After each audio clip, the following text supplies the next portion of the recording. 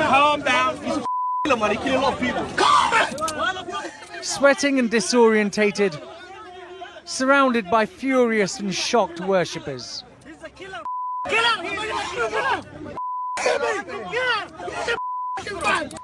Handed over to police officers who at times struggle to keep their suspect from the crowd.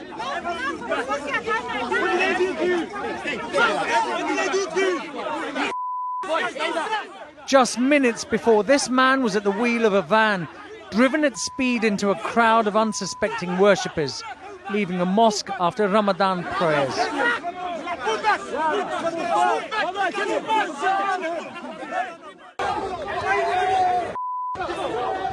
The driver was seized by onlookers, demanding to know why he had brought terror to North London.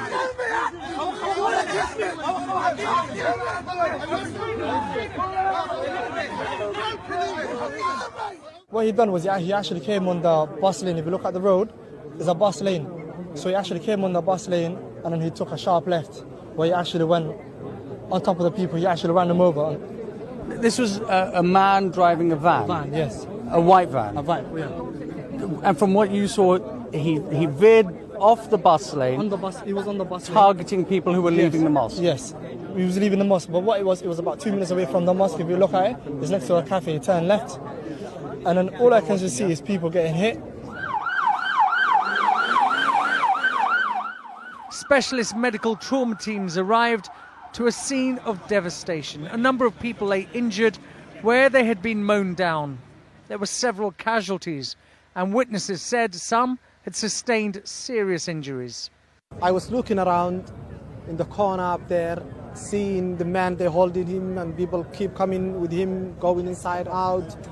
And a man underneath the fan, as soon as before I ran, there was his bleeding up there. And I think this man chose in this area because there's a lot of Muslims in the area and they do midnight prayer. The attacker's identity has not been made public. We only know his age. He's 48 years old. There were reports this morning that up to 3 men had taken part in this attack, but police say they only have the one suspect and they don't think anyone else was involved in the attack itself. And the only reason they're able to speak to this suspect is because of an extraordinary intervention.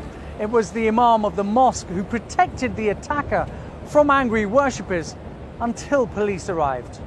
The imam had actually said to people, stop hitting him, and said, look, just hold him down, and called the police, and that's what was basically done. This is being treated as a terrorist attack, and the Counter-Terrorism Command is investigating. This was an attack on London and all Londoners, and we should all stand together against extremists, whatever their cause. Community leaders have urged people to stay calm. We have 8 witnesses saying that the guy who did what he did, the driver of the van, said, I did my bit, which means he's not mentally ill. This person was conscious. He did what he did deliberately to hit and kill as many Muslims as possible. The government has been heavily criticised for lacking empathy after the Grenfell fire tragedy. This response couldn't be more different.